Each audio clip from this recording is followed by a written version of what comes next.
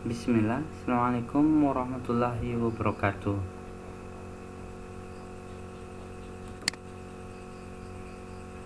Perkenalkan, nama saya Arwandi Anwar SST. Akan membahas mengenai logika dan algoritma bagian 1, yakni logika.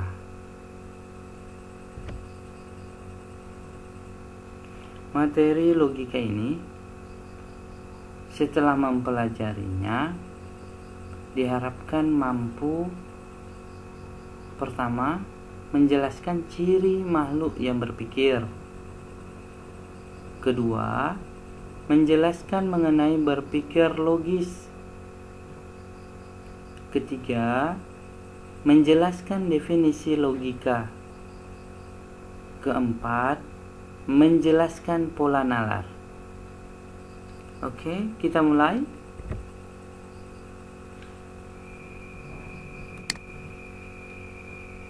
Manusia adalah makhluk paling mulia, sebab dianugerahi berbagai kelebihan yang tidak diberikan kepada semua makhluk selain manusia.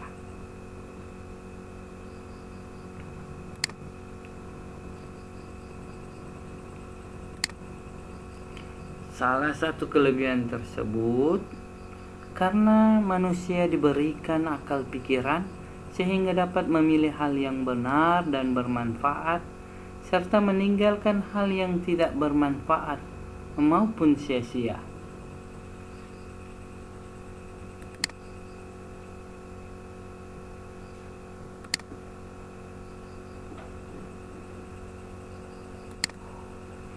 Manusia merupakan makhluk yang mampu berpikir dan bernalar dengan baik. Sebagai makhluk yang berpikir, manusia memiliki dua ciri yang melekat, yaitu rasionalitas dan moralitas. Rasionalitas akan menuntun manusia untuk bertindak menurut pikiran dengan pertimbangan yang logis.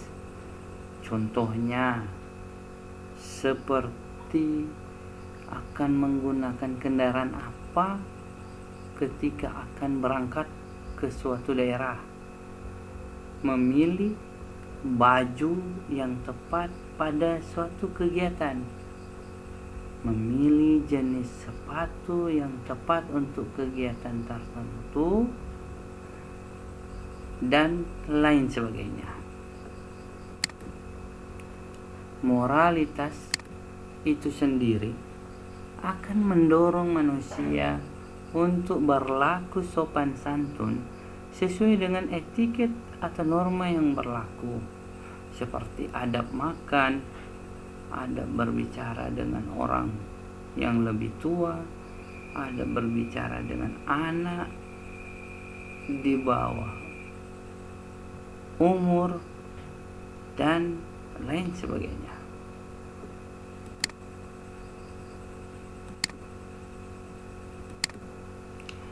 Namun, ketika manusia berpikir, kadangkala dipengaruhi berbagai kecenderungan, emosi, subjektivitas, dan berbagai hal lain yang menjadikan kita tidak dapat berpikir jernih dan logis, sehingga menghasilkan kesalahan berpikir dan pada akhirnya akan mengakibatkan kesimpulan yang salah dan sesat, sehingga melakukan sikap-sikap, tindakan, tingkah laku yang salah dan sesat pula. Kebanyakan yang mengalami hal ini adalah tingkat remaja dan anak-anak.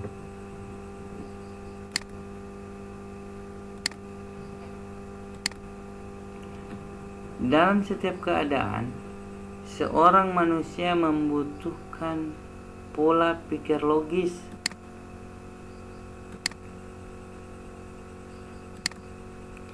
Berpikir logis yaitu berpikir dengan cara yang benar atau cara yang masuk akal dan sesuai dengan hukum logika.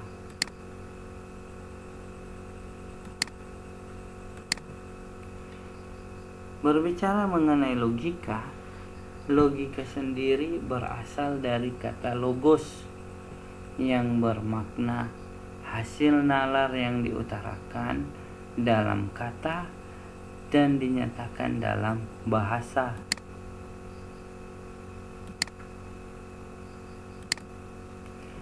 Logika merupakan salah satu cabang ilmu filsafat. Cabang filsafat yang lain adalah epistemologi, etika, dan estetika.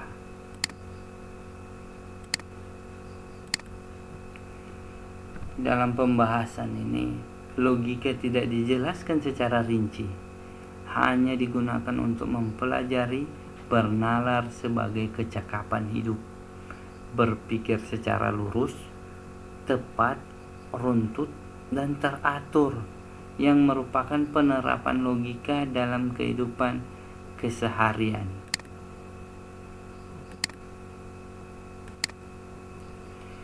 Logika merupakan materi yang dipelajari sampai kapanpun, bahkan ketika manusia menciptakan kecerdasan buatan atau artificial intelligence.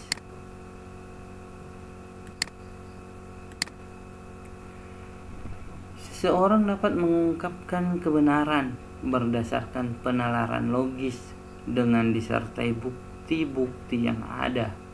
Seseorang dapat menilai kebenaran pernyataan untuk akhirnya sampai pada pengambilan keputusan.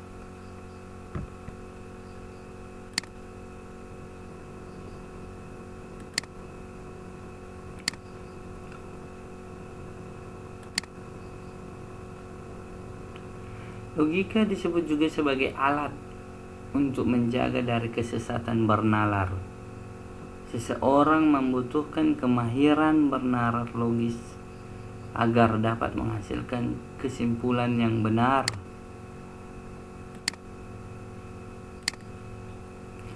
Beberapa manfaat yang akan didapatkan setelah mempelajari logika antara lain sebagai berikut. 1. Menjaga supaya kita selalu berpikir benar menggunakan asas-asas sistematis. 2. Membuat daya pikir menjadi lebih tajam dan menjadikannya lebih berkembang. 3. Membuat setiap orang berpikir cermat, objektif, dan efektif dalam berkomunikasi. 4. Meningkatkan cinta kebenaran dan menghindari kesesatan bernalar.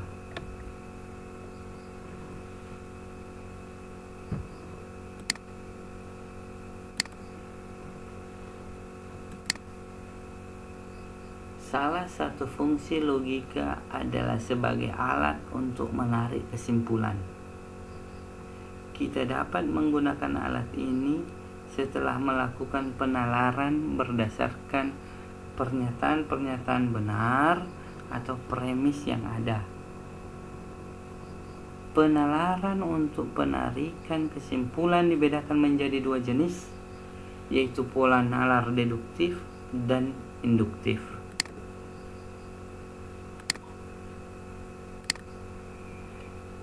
Pola penalaran deduktif yakni penarikan kesimpulan yang bergerak dari pernyataan benar yang umum ke khusus. Contoh, premis umum: semua siswa SMK harus disiplin dan bertanggung jawab. Premis khususnya, Sandi adalah siswa SMK. Jadi, berdasarkan pola penalaran deduktif, kesimpulannya adalah Sandi harus disiplin dan bertanggung jawab.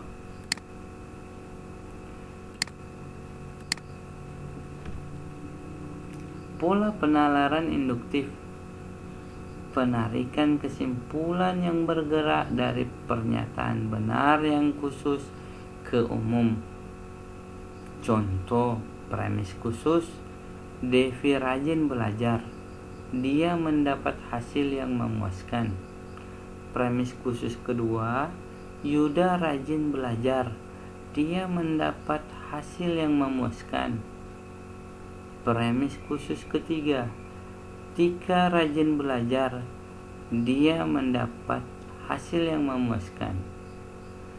Kesimpulannya, berdasarkan pola penalaran induktif, siswa yang rajin belajar akan mendapatkan hasil yang memuaskan.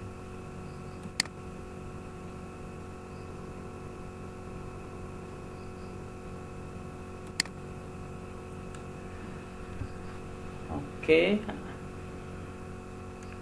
kita sudah mempelajari mengenai logika dengan menarik kesimpulan.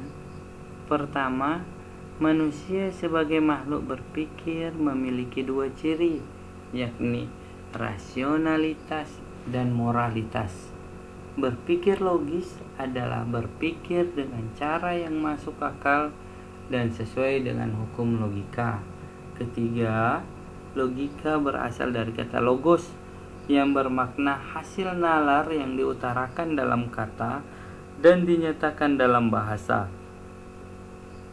Keempat, pola nalar dibagi menjadi dua, yakni induktif dan deduktif. Alhamdulillah, sekian pembelajaran hari ini.